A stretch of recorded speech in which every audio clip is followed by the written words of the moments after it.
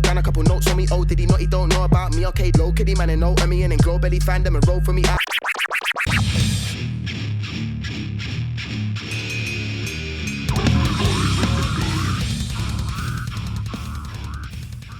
Bonsoir, bienvenue à tous dans cette nouvelle émission de Crossroads. Du coup, on est en mois de juin. C'est la 6e émission. Nouveau format, encore une fois, on va essayer d'aborder un nouveau sujet. Donc ce soir, nous allons continuer ce nouveau format d'émission où chaque émission est consacrée à un thème précis en lien avec la musique et les différents ponts qu'on peut faire. Et ce soir, nous allons donc parler des différents formats musicaux. Format à entendre au sens, dans un premier temps, du format matériel. Donc le format matériel, c'est au début les vinyles, puis après le micro-CD, avec des à côté comme qui a pu être un temps, même si ça peut revenir d'une façon ou d'une autre, la cassette, etc., etc. Il faut bien voir que, c'est ce qu'on peut vite se rendre compte dès qu'on creuse un peu le sujet, c'est que les différents formats, donc purement physiques, accompagnent les transformations et les manières d'écouter la musique elle-même, d'où par exemple va émerger très vite le format album, dont je nous parlerai plus longuement ensuite. C'est la question qu'on se pose ce soir, et qu'Alexis a essayé de définir assez brièvement ici, c'est comment en fait ces différents formats de musique, que ce soit le CD, le vinyle, voilà, ou la cassette même à une époque, comment ça influence en fait notre façon d'écouter de la musique. Bon, je vais essayer de pas trop utiliser le terme consommer parce que effectivement on aura plus tendance à parler de consommation, mais la musique reste un art et donc du coup je pars du principe qu'un art ça se consomme pas et que du coup ça se cultive, mais bon ça c'est des petites remarques personnelles de ma part. Et surtout donc voilà comment on va écouter. Et du coup l'album, alors il est pas arrivé tout de suite, c'est-à-dire que ça n'a pas toujours existé un album, même si on prend les pièces, bon, si on accepte du coup toutes les pièces musicales classiques qui sont très longues, tout ça, donc c'est des formats quand même particuliers. Le reste c'était surtout des singles en fait, des titres, voilà, une seule musique, un seul titre, avec des singles qui sortaient avec quelques chanteurs ici et là. Faut attendre du coup vers les années 50 et Columbia Records du coup qui vont amener une évolution physique sur le vinyle et qui va passer à 25 et 30 cm et après du coup on aura le 33 tours, tous ces trucs là, et donc ça permettra de donc forcément mettre plus de contenu sur un même support. Donc c'est ce qui a permis du coup de publier des œuvres classiques mais en entier sur des vinyles, du jazz aussi ou des bandes originales de films. Encore une fois c'est aussi ça fait partie aussi des musiques qui sont écoutées, ce qu'on appelle le LP ou long play, à l'inverse du EP qui est Extended Play, donc pour quelque chose de plus court. Donc ça va vraiment décoller plutôt vers les années 60. C'est en fait les artistes ils vont tirer effectivement une sorte de profit de cette liberté en fait de pouvoir enregistrer un album, c'est-à-dire de faire des albums concept, et notamment ça se retrouve dans le prog, dont on a parlé la dernière fois. Voilà, c'est typiquement le rock des années 60 aussi. Historiquement c'est aussi utile pour les labels parce que notamment dans les années 60-70 ils vont profiter parce que les albums il y a plein de hits potentiellement dessus et donc du coup sortir du coup des petits vinyles dessus, des petits disques ou aussi en tout cas des hits sur les radios et donc continuer la diffusion de groupes et donc de morceaux et donc faire plus de ventes, etc. Donc l'album a aussi cette utilité là historiquement. Après l'album implique quelque chose, c'est ce côté un peu storytelling parce que quand on écoute un album en fait ça implique de s'asseoir, d'écouter, les côtés presque religieux dans cette pratique-là, dans cette manière-là, qu'on retrouve encore aujourd'hui chez certains mélomanes. Il y a l'objet physique, il y a le côté où on est content, on va poser l'objet physique, notre vinyle sur la platine, remettre le diamant sur le disque, voilà, il y a le petit grain, enfin, il y a tout un tas de trucs, ça fait qu'il y a un côté rituel en fait quand on va venir écouter ça. C'est aussi un moyen de légitimer, comme le dirait, l'a dit Laurent Garnier, je vais y arriver. Ça permet de légitimer l'artiste aussi, qui permet ça participe à son aura. L'album, c'est un peu finalement le format roi pour un groupe ou un artiste. C'est que vous aurez dans la carrière d'un artiste, peu importe comment ça peut commencer par des singles. Vous êtes très bon, par exemple, si on prend la musique qui est consommée dans le top 50 et tout, très souvent c'est des gens qui vont avoir une carrière où ils vont être repérés, vont faire un ou deux singles, vont tenter l'amorce de l'album et on se rend compte qu'en fait sur un format long ça marche pas du tout et ça restera un hit peut-être excellent mais d'un seul été. Et c'est là où on voit en tout cas comment peu à peu il y a une espèce de construction sociale autour de l'album. On est parti d'un format qui était peut-être plus une réponse, une possibilité ouverte par la technologie et qui finalement est devenu quelque chose de entre guillemets sacralisé, où c'est un passage obligé pour tout groupe. Alors bien évidemment, des tas de groupes ont subverti ça, ont tourné autour, ont tenté de s'en détourner, mais qu'en tout cas dans la façon de consommer la musique, c'est simple, si vous allez sur internet, vous tapez des listes pour commencer à écouter de la musique, on va vous conseiller des listes d'albums, de grands albums. Vous allez sur, par exemple, 4chan, le sous-forum Mu, c'est des listes d'albums qui sont aussi, vous allez sur Rature Music, le top des charts, c'est pas des tops de groupes, c'est des tops d'albums. Et ça montre bien que toute la place spécifique que peut avoir au niveau de dans les représentations sociales, l'album en général. Effectivement, c'est malgré, en fait, on pourrait penser qu'il y a une perte de vitesse actuellement de l'album, comparé du coup avant avec justement encore une fois ce rock progressif ou même le métal qui sacralise l'album à fond. Il est toujours omniprésent en réalité parce que pareil là pour citer quelqu'un d'autre du coup Needle Drop pour ceux qui connaissent ou Anthony Fantano qui a un vidéo sur YouTube qui fait des critiques musique qui propose du coup des propos intéressants et justement ce qu'il dit c'est quand on arrive à un concert est-ce que du coup on va attendre d'avoir fait 5, 6, 7, 8 singles et puis ensuite aller faire un concert avec 8 singles qui ont vraiment très bien marché d'un coup? Bah non en fait on va quand même faire un album derrière pour avoir des morceaux qui vont venir un peu remplir le truc aussi. Effectivement le format de l'album est super intéressant pour beaucoup de choses. Il y a beaucoup de points positifs sur l'album. Alors personnellement, je lui porte vraiment beaucoup d'amour à ce format-là, mais j'ai grandi aussi avec. Et d'un autre côté, forcément, les nouvelles générations grandissent moins avec ce format d'album. Mais il permet ça du coup aussi en live d'aller du coup de faire des lives, de faire des concerts et du coup d'avoir peut-être des titres qui sont justement qui vont être un petit peu plus faibles, certains entre guillemets, et du coup qui vont faire briller du coup encore plus le hit. Quand du coup le chanteur, la chanteuse, que ce soit Angèle par exemple ou d'autres artistes, ils vont faire leur hit et du coup là effectivement ça va créer une vraie émotion, quelque chose quoi de spécial.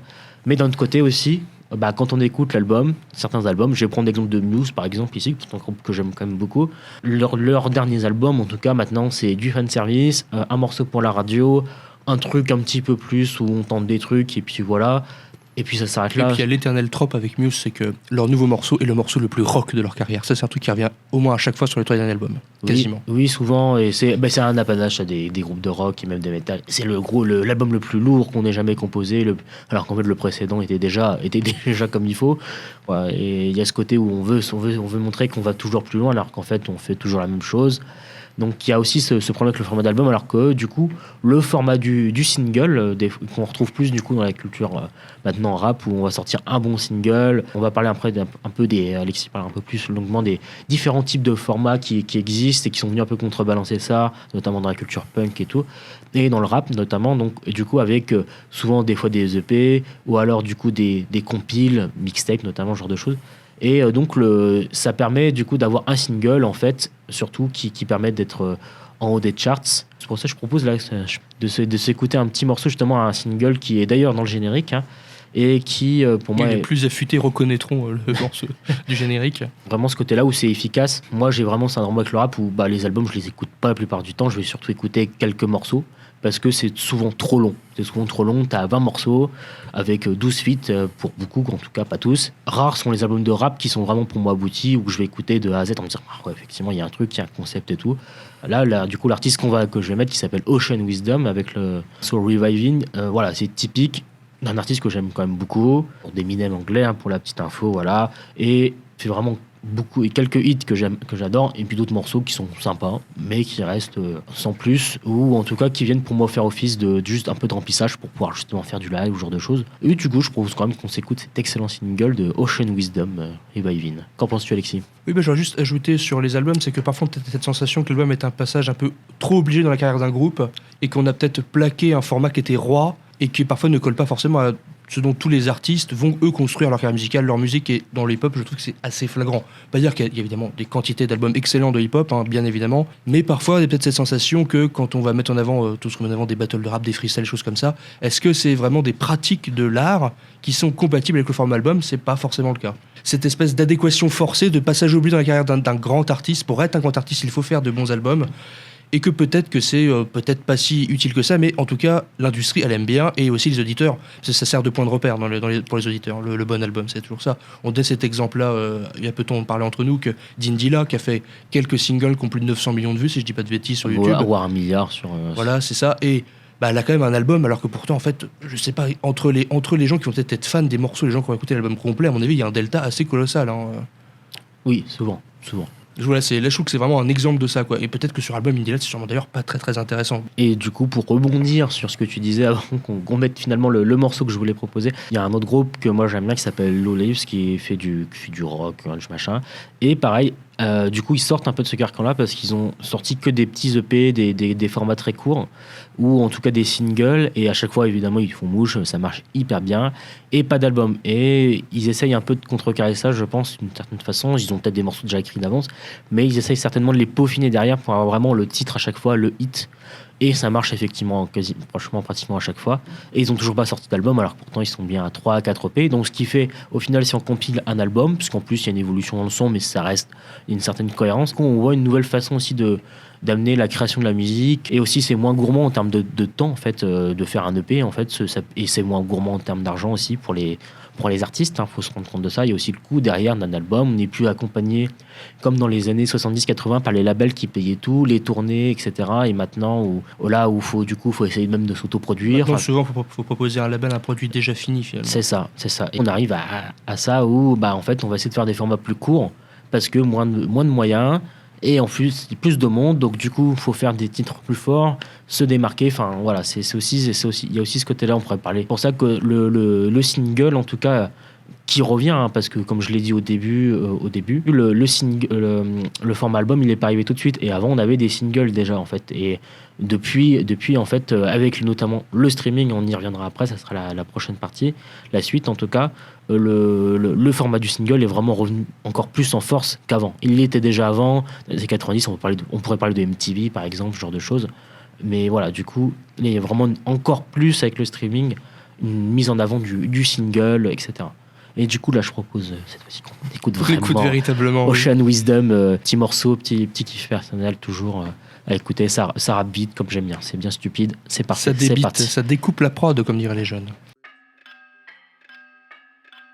Yo, manifested this one man come through in all black, I just nicked something limelight rubber, the limelight tea for them man are busy running on the reefer. They never got the memo that a fellow from the south spitting ether. So either they deaf or they dumb, if neither they mocking it. They rocket side city for the feature, they gimmicky, they relevant for now with no longevity. The remedy for that is how you body rhythm readily. So whoa, I ain't gotta study how another brother flow. Listen to a legend, make a better rapper grow. Better for competitors entering with a pro. Swinging with a Donny, you're swinging without a G. Man's really in a hurry to build up another lead. Really in another lead, looking at the esteem, considering every challenge resulting in a defeat. They beat the beat, I eat the beat, then beat the beat. I treat the beat right, I beat the beat boss, betray me and die. You be the bobcat, you're ever between five. Running a muck, I'd rather be shutting down. She sucking a satin and then she ducking out. I done a show with the baddest man about. I turn a gunner into a daffodil. The man they're old in L's, the man ain't old in Z's. And that's fact, them man I already tell them I'm too much for them try rev. Like, why you try rev? About revving my face on a Sunday till I hit man with the awkward leg. Awkward elbow, top of the head like boom, bow. Put him to bed like Joe Rogan. Said a man like me ain't seen that in 1,000 fights. Man got clocked with a vibrant right and a hesitant left. Is a man still alive? Watch how I jump on a tune with Dill. And a real deal, them man all hype. Got a man feeling all diddy and white. No diddy, no dally, I flick out the light. Why you try rev? Why you try rev? Why you try rev? Why you try rev? About revving my face on a Sunday till I hit man with the awkward leg, awkward elbow, top of the head like boom, bow, put him to bed. Why you try rev? How you gonna come and try rev? How you gonna act like I'm not ahead and you're stuck on the red? You're easily red like you're playing dead. I'm a rebel, I'm ready whenever my level is heavy. You're light as a feather, I beg.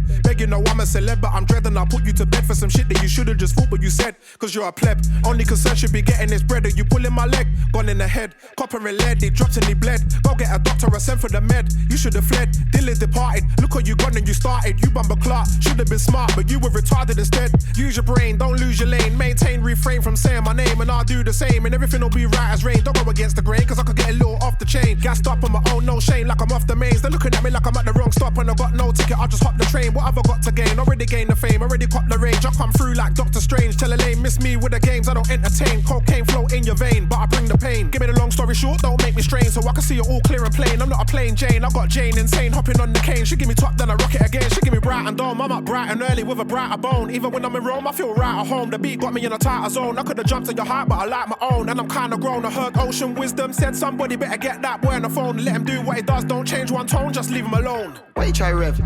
Why you try rev? Why you try rev? Why you try rev?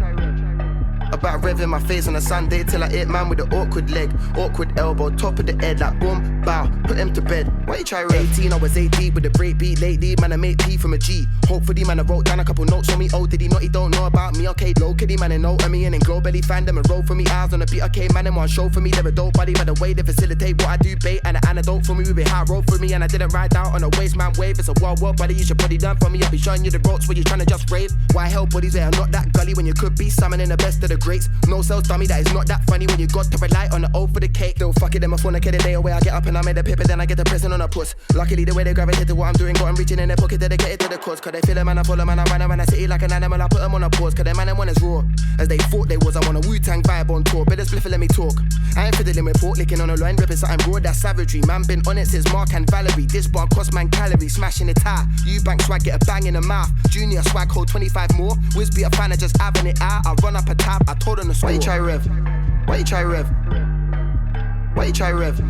Why you try rev?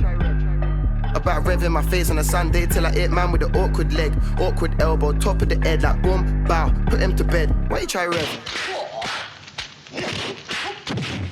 Et donc nous venons d'écouter Reviving. Et donc oui, donc ce single est aussi, je me disais, on disait c'est un très bon exemple parce qu'il est sorti peut-être un an et demi avant l'album en lui-même. Oui. Et on voit bien qu'il y a comme un temps de latence entre le single est là, il y a une hype, un engouement autour de la musique de ce charmant monsieur, et il faut quand même la concrétiser d'une certaine façon, et ce sera un album qui est correct, qui, si je dis pas de bêtises, a quand même eu un petit engouement, mais bon, comparé à ce que le single aurait pu laisser prévoir, n'était pas si... Comparé à d'autres singles, en fait, il y a quelques, comme je le disais, quelques titres forts, mais sur la vingtaine de titres, comme souvent dans les albums de rap, c'est pas une mauvaise critique en soi, je dis pas ça pour dire que le rap c'est nul, non, pas du tout. Je dirais plus que c'est le cas parce que le rap, peut-être, comme c'est ce qui est le plus consommé à l'heure actuelle, il est peut-être plus soumis à des impératifs, entre guillemets, commerciaux et capitalistes, c'est ça, que d'autres, et que du coup, ce côté, il faut à tout prix faire l'album d'une heure pour marquer les esprits, il est quand même là. Et ce qui accouche pas forcément, au final, d'œuvres, même si après, il y a des disques absolument exceptionnels, hein. On prend les Kendrick Lamar, des Danny Brown, des trucs géniaux, hein, c'est pas le souci. Exactement, et oui, il y a des albums qui sont très très chouettes, et en fait, du coup, c'est pour ça que même des fois, ils font passer ça pour des... c'est comme ça, c'est à la mode, et on va venir du coup aux différents genres que tu vas nous évoquer juste après, notamment du coup la mixtape, en fait, qui fait office d'album, mais de façon un petit peu détournée. On va dire, non, mais c'est une mixtape, que ça a été composé, alors qu'en fait, ça fait un album complet, parce que comme les morceaux sont sortis sur des périodes très courtes, il y a des périodes d'attente très courtes entre les sorties des morceaux, en réalité, du coup, la mixtape fait qu'il y a une certaine cohérence, même s'il y a des variations, parce qu'il y en a qui proposent des choses un peu plus expérimentales et tout, mais souvent, on retrouve comme une vraie cohérence, et donc ça fait finalement un album, en fait, avec 10, 15 titres, des feats, des machins, etc. Puis il y a un peu un argument aussi d'authenticité avec la mixtape, où ça fait plus hip-hop de sortir une mixtape que de sortir un album. Il y a aussi ce côté-là, je pense, alors que des fois, c'est pas forcément... Oui, tandis que l'album, on le rattachera quand même plus à la pop, et surtout au rock et au métal. Tandis que voilà, du coup, juste pour deux mots, les formats plus courts sont plus appréciés par tout ce qui est frange des musiques extrêmes type punk et grindcore notamment et consorts, notamment les splits, où en gros le principe du split, on va du coup avoir un artiste qui fait des titres de son côté, un autre artiste qui fait des titres de son côté, et ils se réunissent en fait pour produire l'album ensemble. Il y a même des groupes qui sont spécialisés là-dedans, notamment le groupe de grindcore belge du coup Agathocles, incontournable évidemment. Un autre groupe japonais dont j'ai oublié le nom, que j'adore pourtant. Unholy Graves peut-être. Oui, c'était Unholy Graves, merci. Et du coup, voilà, il y a des groupes qui sont un peu spécialisés là-dedans. On retrouve ça dans le screamo, dans le punk, voilà. Tous ces genres-là qu'on vous a déjà évoqués moult fois. Quels autres formats existent-ils, Alexis Donc, il y a bien entendu les EP. Donc, les EP, souvent, ça va être 3-4 titres. Alors, il faut bien préciser qu'il n'y a pas forcément de durée fixe, idéale de ce qu'est un EP, ce qu'est un album, évidemment non. Et il y a aussi une dimension de choix de la part de l'artiste de considérer que telle sortie va être un EP, tel autre va être un album. Il y a aussi une part de choix, parce que l'EP peut être une sorte de crash test, peut-être aussi tout simplement un début pour lancer la carrière, mais en règle générale, ça va être 3-4 titres de moins d'une demi-heure, et ça va être un court moment. Donc soit c'est pour que le groupe rappelle au monde qu'il existe, donc voilà, ça fait peut-être 5 ans qu'il n'a pas sorti d'album, il sort un court EP, ou alors c'est des musiciens qui vont débuter et qui vont sortir un EP, parce qu'il y a bien entendu derrière une idée de coût, c'est que des CD qui durent moins longtemps, voilà. Ouais. Et c'est aussi par exemple pour ça que la cassette, par exemple, qu'on pourrait se dire, mais la cassette c'est complètement daté, ça n'a plus aucun intérêt. Obsolète la cassette. Peut-être vous l'écoutez 40 fois, c'est mort, pour conserver le son c'est pourri, il y a plein d'artefacts avec la bande magnétique, c'est vraiment nul. Bah oui, mais c'est le moins cher à produire en fait. Donc c'est-à-dire que même si effectivement il y a plein d'arguments qui montrent que la cassette c'est pas très bien, sauf si vous avez un plaisir pour le son un peu soyeux quand la bande et tout, vous aimez mettre vos doigts dans des petits trous pour la tourner à chaque fois, si vous avez ces envies-là, ce qui est votre problème, cela vous regarde, mais dans les faits, c'est que c'est quand même le moins cher, donc les groupes l'utiliseront toujours. Ça continuera. Après, il y a toujours ce côté un peu vintage, encore on revient sur l'idée d'authenticité, c'est que avoir des cassettes, si on est un passionné, ça fait pas que ça fait bien, mais on aime bien en avoir quand même. J'en ai une vingtaine, je pense qu'on en a aussi une vingtaine. Il y a l'aspect aussi, ça pourrait être un sujet encore à part entière, l'aspect collectionnite aussi, hein, notamment dans certaines franges, et on reprend les franges du coup qu'on connaît bien, qui sont comme, et qu'on retrouve aussi quand même dans d'autres franges, donc, mais notamment déjà surtout dans le rock de façon globale, donc j'entends le punk évidemment, et puis et du coup le métal, où le métal sera plus tourné vers le CD, le disque souvent, le digipack, le bon digipack avec le drapeau dedans, le poster, tout ce que tu veux, machin, les goodies, tandis que le punk ira plus quand même vers le vinyle souvent, ou le rap aussi. Il y a quand même une bonne tendance, et surtout que en fait le format le plus apprécié, parce que il y a ce côté où si on se sent c'est l'objet, c'est le grand format, ça fait une belle image, une belle pochette, on peut lire les paroles. Il y a aussi l'idée d'être à la hauteur de son amour pour le groupe aussi, c'est il y a ce côté-là aussi. Genre du coup de musique, on va retrouver du coup effectivement différents formats qui sont rattachés un peu plus, et du coup voilà, il y a d'autres formats, je crois. Tu voulais parler peut-être des collabs. Alors après, pour revenir vite fait sur les splits, on a dit que c'était 2 groupes, mais ça, il y a des splits freeway, des splits fourways, où il y a plus de 3-4 groupes qui peuvent faire un split. Vrai, ça existe très bien aussi. Bien rebondi. Et après, juste, alors c'est plus une curiosité anecdotique. Season of Mist, au début de sa carrière, avait lancé un format qui est une sorte de split où ils appelaient ça des War, parce qu'évidemment c'était très black metal et c'est toujours été. Alors Season of Mist, c'est quoi comme label, faut préciser? Oui, Season of Mist, c'est un label c'est un des plus gros labels de métal français, c'est pas le plus gros label de métal français, je pense, qui a souvent été spécialisé métal extrême, on va dire, parce qu'ils ont signé les derniers Mayhem, par exemple, c'est eux qui ont pu les faire. Même si après ils ont une sorte de sous-branche Season of Mist activiste où ils mettent tout leur black metal dedans. Et en gros, donc au début de leur carrière, ils avaient lancé un format ils appelaient ça les War, volume 1, 2 et 3, parce qu'il n'y en a eu que 3, mais je trouvais le concept assez amusant. Donc il y avait des groupes comme Anatta, Unoceans, donc Anatta c'est un groupe de death technique, Unoceans c'est un groupe de black symphonique on va dire, et Seth aussi qui est un groupe de black metal français qui avait participé, et souvent c'était avec des groupes encore beaucoup plus petits qu'eux, souvent du black metal, et le concept derrière c'était de faire donc un split, mais divisé en plusieurs parties où il y avait chaque groupe proposait un morceau, ensuite chaque groupe reprenait un morceau de l'autre groupe, et ensuite chaque groupe faisait une cover d'un même morceau. Donc par exemple il y en avait un où c'était une cover de Depeche Mode par exemple, alors que c'était 2 groupes de black metal, donc ce qui était quand même assez intéressant. Et c'est un truc que là, je trouve ça assez amusant, comme quoi voilà, on pourrait très bien. C'est pour dire que les formats qui sont aujourd'hui très institués comme ça, qui nous semblent aller de soi par eux-mêmes, au fond, ça aurait très bien pu être découpé très différemment. Non, surtout que si on reprend l'exemple des EP, hein, pour le coup, pour rebondir un peu dessus, c'est ça que je voulais dire tout à l'heure aussi, c'est que, comme tu disais, c'est aussi une question de définition, parce que si on prend un groupe de stoner sludge, donc pour un EP, ça peut faire 40 minutes, mais il n'y a que 4 titres, tandis qu'un EP de notre frange extrême, le grindcore et tout, il peut y avoir 20 titres et ça dure 5 minutes ou 10 minutes, quoi. Selon le genre de la musique, le style, en fait, le format varie aussi. Il y a des espèces d'oscillations comme ça entre les différents formats. Et comme on a dit, voilà, certains genres de musique vont plus aller vers certains formats parce que c'est souvent moins cher à produire, plus simple à produire. Voilà. Alors ensuite, on peut aussi parler d'un autre genre qui cette fois-ci est pas du si là, à chaque fois, les EP, c'est quand même lié un peu aussi aux limitations matérielles. Vous allez plus facilement faire produire un EP sur une cassette, ça aura plus de sens par exemple. Là, le format dont on va parler à présent l'est beaucoup moins, puisqu'il s'agit donc de la collaboration. Donc la collaboration, là on est purement sur un format d'enregistrement, c'est quand 2 groupes se rencontrent et au lieu de simplement composer chacun de leur côté, vont composer cette fois-ci ensemble et proposer souvent un album, même ça peut être parfois des EP aussi, une sorte de fusion idéale, enfin présenté comme idéal, de leur sonorité, de leurs univers, univers différents quoi. Alors, donc je peux par exemple vous proposer comme collaboration donc Two et The Body. Donc alors c'est marrant parce que c'est 2 groupes à collaboration, les 2 ont et d'ailleurs c'est celle-là, donc celle que je vais vous proposer, Whom I Always Hated, qui est sortie en 2015, c'est un peu celle qui a lancé cette façon de fonctionner de la part des 2 groupes. C'est qu'il y en a peut-être The Body, il y en a peut-être juste une seule avant, une année avant, et après les 2 vont faire 4-5 parce qu'elle est sortie donc du coup elle est sortie en 2015, 4-5 ensuite dans les années suivantes. D'ailleurs avec cette collaboration que j'ai découvert tout, que aujourd'hui un de mes groupes de métal préférés d'ailleurs, tout simplement. Ils en ont fait ensuite d'autres, avec pour citer d'autres groupes qui ont collaboré, il y a Full of Hell, donc c'est un groupe de grindcore, metalcore crust on va dire. Oui, ça c'est crust au début, crust metalcore au début plutôt, et puis après ils ont rajouté un peu de noise dans leur soupe. Oui, c'est un peu power violence même au début et tout, et puis après ouais, ils ont viré un peu noise, ils ont fait aussi des collabs avec Merzbow notamment. Il y a aussi donc Emma Ruff Randall, donc ça c'est avec Two qui a fait une collaboration avec elle. Emma Ruff Randall, c'est de l'espèce de folk ethereal wave, quelque chose comme ça. Oui, c'est ça, mais un peu rock, un peu metal sur les bords. Il y a des guitares, il y a peut-être un côté un peu drone un petit peu peut-être aussi. C'est ça. Côté-là. Tout avait fait c'était il y a 2 ans je crois, à Myopia avec Mizmore. Oui, c'est ça, un groupe de black metal. Du coup, c'est ce qui donnait une espèce de sludge funeral doom, on peut dire ça. Enfin, avec l'exercice. Avec des aspérités black metal, et c'était du coup super intéressant justement. C'est là où ça va faire sortir le meilleur des 2 groupes. En tout cas, enfin tout, il y avait il y a une base solide, mais Mismore que j'accroche à moi, bah du coup dans cette collab je l'ai trouvé vraiment incroyable, quoi. Ça faisait ressortir beaucoup mieux ça. Et du coup l'aspect de la collab permet d'amener ça en fait encore du Il coup. faut vraiment avoir une véritable osmose des deux univers finalement, parce que par exemple pour reprendre l'exemple de The Body et tout, vous avez un peu l'épaisseur distance, la haine presque sublimée de tout, et puis alors que c'est vraiment l'électronique industrielle crasseuse et décrépite de The Body qui va vraiment se mélanger entre les deux. Alors qu'à première vue, quand même à une base de sludge, je sais les deux en grande partie, sont quand même assez différents, parce que The Body peut être beaucoup plus expérimenté au niveau des sonorités, là où tout, il y a tout ce côté où c'est très massif, en même temps ils vont réussir à toujours amener un jeu sur les harmonies, sur les mélodies en plus. Et tu le vends ça si bien que j'ai bien envie de maintenant d'écouter. On va écouter le morceau qui ce s'appelle morceau. Terrible Lie.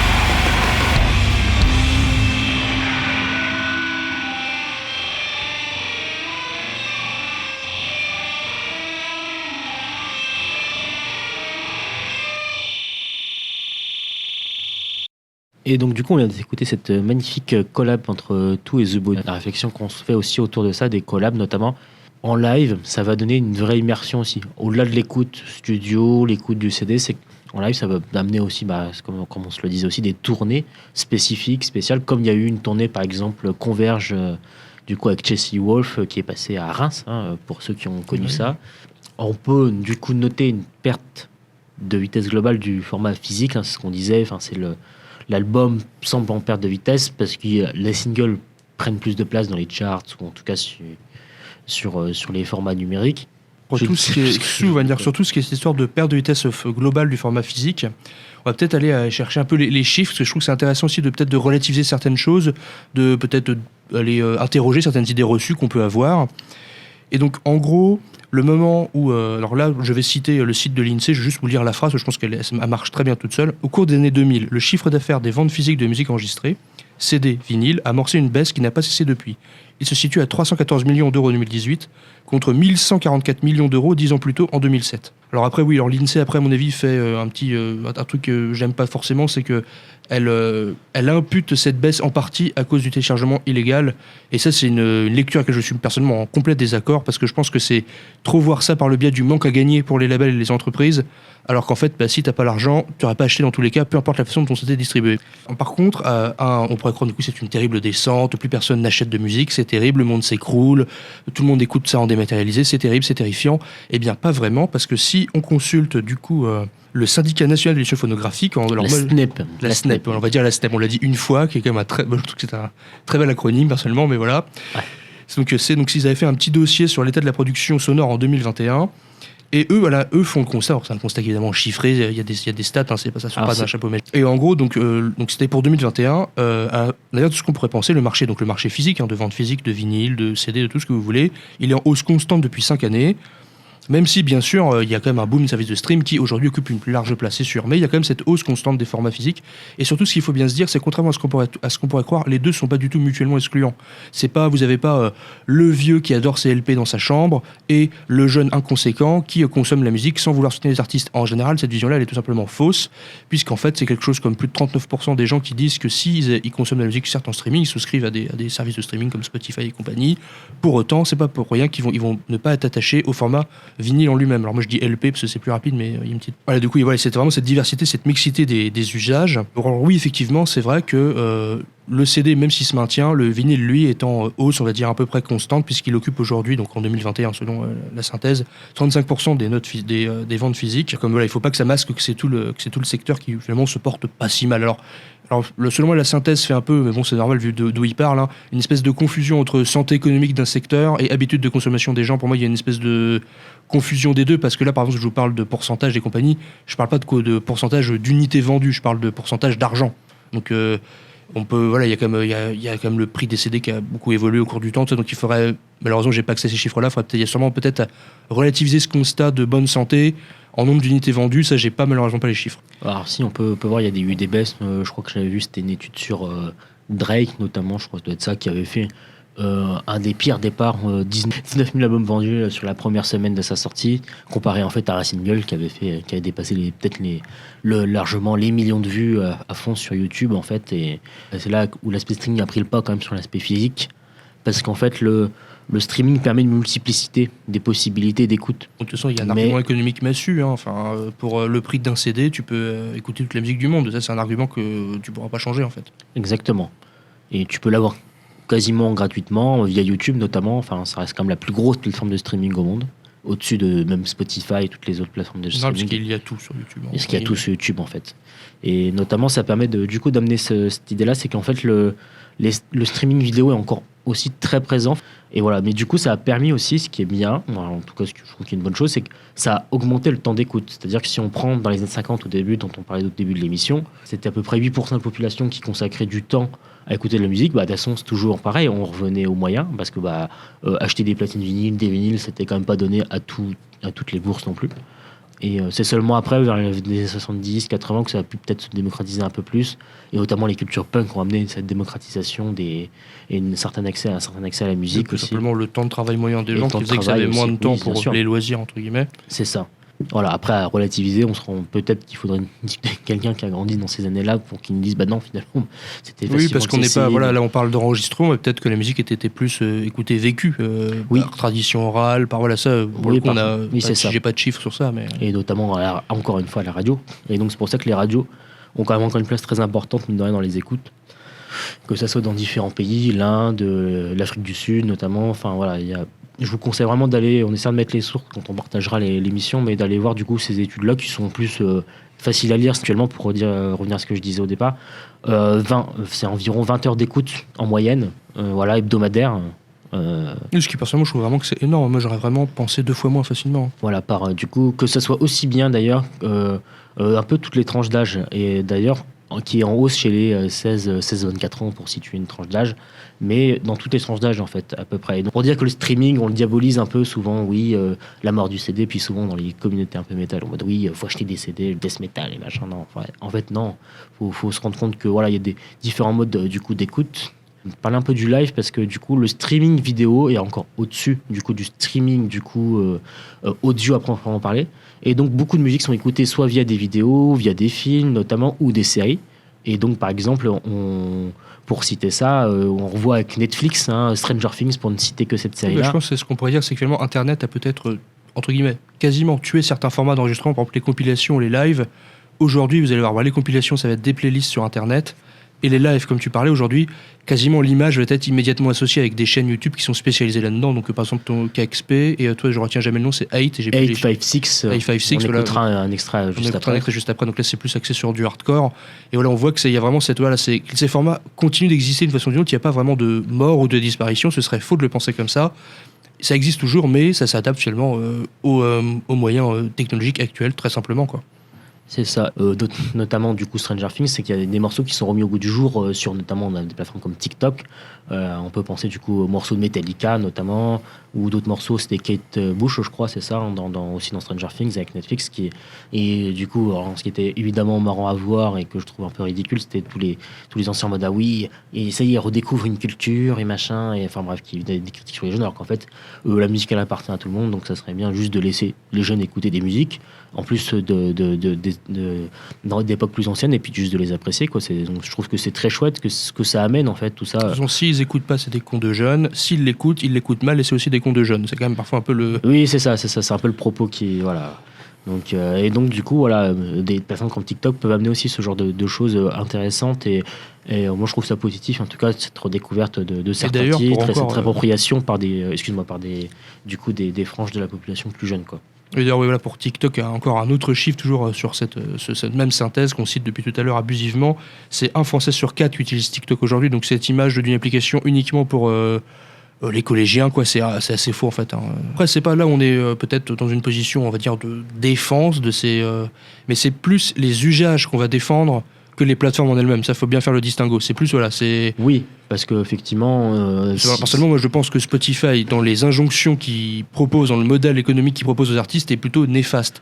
Par contre, après, les gens, eux, ils se saisissent comme ils peuvent de ce qu'on leur propose. Et là, ils vont l'écouter, et là, ils vont plutôt diversifier la façon qu'ils écoutent, quoi. Oui, c'est ça, mais après, ça pose la problématique de l'écoute massive, de l'aspect massif, en fait, de l'écoute de la musique, comment ça apportait. Et donc, du coup, là, on revient donc à la question qu'on se posait au début, c'est comment, du coup, ça influence tout ça, en fait, comment tout ça est imbriqué, en fait, les formats de musique qu'on écoute et le temps qu'on y passe, comment ça influence, du coup, nos écoutes. Et on voit bien qu'en fait, c'est aussi riche et varié que les types de formats, et c'est ça qui est super intéressant, parce qu'on aurait tendance à croire que du coup les jeunes ils écoutent pas de musique longue, machin, alors qu'en fait c'est faux, parce que je reviens à ce que je disais au tout début, c'était sur donc les lives, et comme ça on est en train d'écouter deux morceaux de live qu'on a choisi chacun, on y reviendra juste après.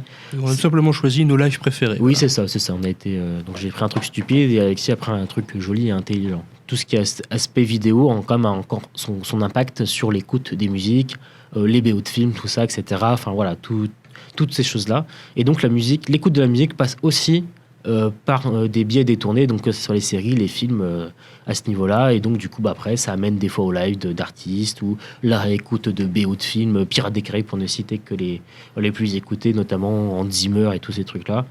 Voilà, donc c'est typiquement, voilà, c'est ce qui on se rend compte que il y a une vraie explosion comme d'écoute de la musique qui continue d'augmenter, j'ai l'impression, d'année en année quasiment.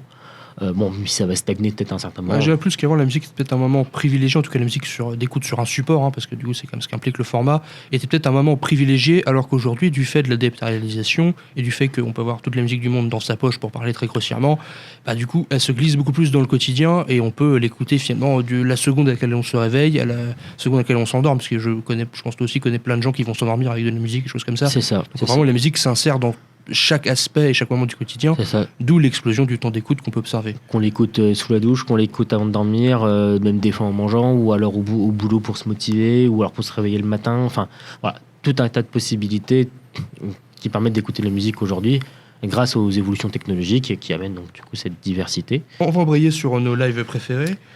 Donc, tu peux peut-être introduire ton délicieux Gulch. Ah oui. Bon, moi j'ai choisi du coup un live de Gulch, qui est un de mes groupes de punk hardcore préférés. Donc, grossièrement, c'est pas que ça, mais dans l'idée, c'est ça. Et c'est surtout l'énergie qui dégage du groupe. Voilà, c'est un live aussi à regarder, en fait, parce qu'il y a une espèce d'énergie qui est vraiment dingue sur ce live. Et autant du public que des membres du groupe. D'ailleurs. Oui, c'est ça. Il y a quelque chose d'épileptique, de cathartique, et qui fait que j'aime énormément ce groupe, et en tout cas ce live est particulièrement, et le son est en plus nickel. Et FFX fait toujours des lives, je vous conseille si vous aimez un peu tout ce qui est punk machin, un peu hardcore, si vous commencez à vous y mettre, en tout cas allez voir, parce qu'il fait vraiment des lives vraiment très très cool, et il y a ce côté à la fois où proche du public, proche du groupe, et en même temps avec un son toujours quand même plutôt propre. Et je pense des fois justement où Internet peut permettre d'écouter de tout, mais on va peut-être s'éloigner de la dimension culturelle attachée à la musique, justement des chaînes de live comme ça, et remettre la dimension culturelle, puisque l'on voit vraiment des amateurs, des passionnés de cette musique la vivre et tout, donc ça permet peut-être de se l'approprier d'une plus en profondeur. On est moins dans la consommation du coup de la musique, comme toi tu voulais. Oui, c'est vrai que oui, je voulais d'ailleurs évoquer. Alors du coup, on n'écoutera jamais le morceau, du coup. c'est ça. Du coup, en fait, on fait que parler. Très rapidement, selon moi, on est entre guillemets, même si je me rapproche de ton point de vue, on va dire idéaliste, de cette idée que on ne devrait pas consommer la musique mais l'apprécier, mais selon moi, la musique se produisant, enfin, elle est ton produit distribué dans un système capitaliste, t'as pas le choix que de parler de consommation, parce que il y a plein de contraintes qui font que c'est pas par plaisir que le groupe de punk les produit sur des cassettes, c'est parce qu'ils viennent d'une certaine souvent ils ont un certain statut économique, ils la produisent avec un matériel limité, c'est comme ça. Même si je comprends le rejet du terme, parce que oui, on a plus envie d'apprécier la musique que de la consommer, parce que en soi, c'est, entre guillemets, en tant qu'auditeur, se rabaisser, en un sens, ça veut dire que je consomme de la musique, c'est s'auto-rabaisser finalement. Mais que, comme elle se produit dans ce système-là, on n'a pas le choix que d'en parler de cette façon-là, si du moins on veut vraiment comprendre pourquoi et comment elle l'est. Voilà. Très bien, du coup, on va écouter ça, puis après on écoutera le tien pour terminer sur une musique plus douce. Et puis voilà, donc du coup, on citera 2-3 extrêmes d'enregistrement de musique aussi. Oui, après on fera peut-être tout le temps en mode un peu anecdotique, on va dire. Ouais, c'est anecdote ça, pour clôturer. Pour clôturer en mode un peu plus léger, voilà. Et du coup, Gulch. Fucking rock and roll gangsters back at home, and all you motherfuckers in here, we're from California, we're Gulch, motherfucker, thank you.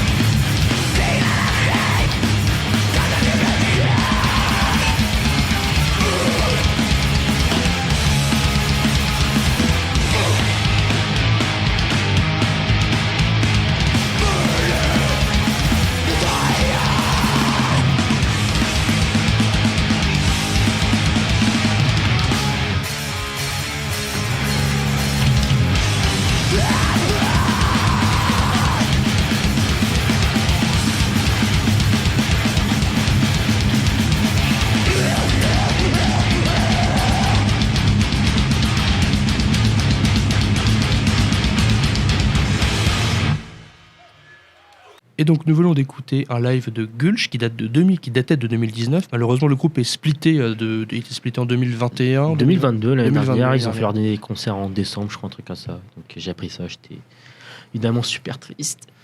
Mais Et du coup, donc toi, on va continuer du coup sur ces lives intemporels pour nous. Donc moi j'ai choisi Space Ritual of Queen qui est sorti en 73. Donc Queen c'est finalement les patrons du space rock. À noter que sur le live là il y a Lemmy qui fait la voix, alors que je n'aime pas trop Motorhead, mais sur ce live là je le trouve vraiment incroyable, de chez incroyable. Il était plus jeune aussi. Oui, c'est surtout le live, il permet une épaisseur que en 73 est selon moi inégalée, surtout pour du space rock. Mais bon, je vais pas épiloguer 106 ans dessus, on va l'écouter dès maintenant. Allez, c'est parti pour écouter donc le morceau Time We Left This World Today de Hawkwind.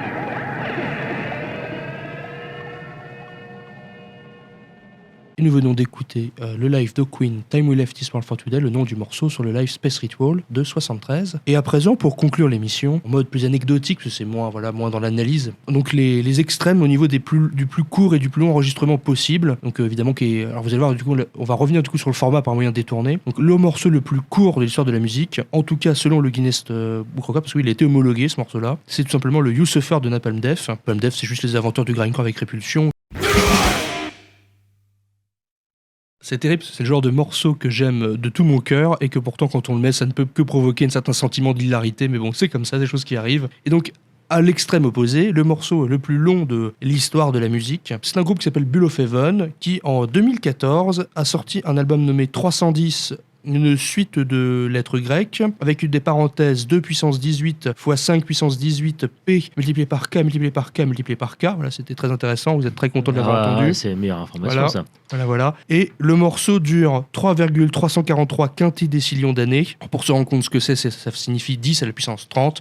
Donc 10 avec 30 zéros derrière, c'est bien plus grand que l'âge de l'univers, même bien plus long que la taille de l'univers observable. Enfin, c'est un chiffre qui est impossible, que notre esprit humain est impossible à prendre en compte. Formellement, ça fait des cours rythmiques de 1 à 2 secondes, dont le schéma varie, je sais pas par quel intervalle. Ce qui est plus amusant, c'est du coup quel format ils ont utilisé pour enregistrer un morceau aussi long. Eh bien, il n'y a pas vraiment de format proprement parlé. En fait, ils trichent entre guillemets. C'est un petit fichier zip qui doit faire 400 et quelques kilooctets. Vous le dézippez et vous vous rendez compte qu'il y en a 1000 dedans. Vous dézippez le premier, il y en a 1000 dedans. Vous dézippez le premier d'un des premiers 1000, on a encore 1000 dedans. Vous pouvez continuer comme ça. Je ne l'ai pas fait. Je l'ai téléchargé le morceau, mais je ne l'ai pas fait jusqu'au bout. Et à la fin, selon vous avez des toutes petites pistes, puisqu'en fait, c'est une sorte d'algorithme un peu malin qui va générer le morceau complet comme ça. Voilà. Et j'ai tout de même, parce qu'on pourrait se dire, c'est un groupe, c'est une blague, machin. Alors, ils ont plus de 310 albums, parce que le 310 du début, c'était le nombre de l'album, tout simplement. Et dans les 310 et quelques albums, ils ont, on va dire, des albums un peu de jazz fusion, space rock, jam. Ils ont aussi des albums de drone ambiant. Donc, je trouve qu'au-delà de la blague, en réalité, quand on écoute leur musique un peu plus longuement, ils sont peut-être pas au niveau de groupes expérimentaux cultes comme Nursery Frown, mais ils sont pas si loin derrière. Mais on va du coup s'écouter ce petit extrait de Bull of Heaven qui s'appelle Self Traitor, I Do Bring the Speeder Love.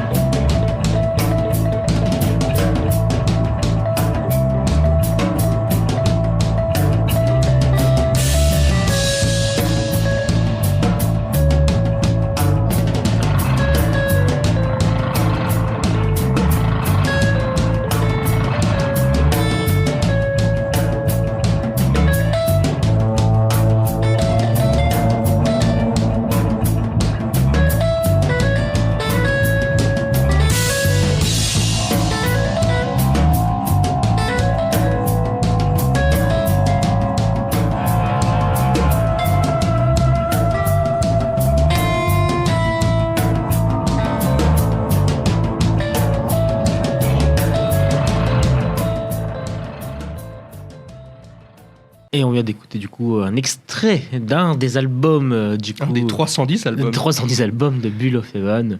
Voilà. En plus, ce qu'on se disait, on se faisait la remarque juste en antenne à l'écoute, c'est que du morceau, c'est que en fait le morceau il est audible en fait. Ça pourrait être un truc expérimental vraiment, voilà. Et non, ça s'écoute, c'est pas non plus désagréable. Alors, par contre, le truc de 1, quinténacillion là, c'est pas du tout audible. Là, ça fait tout.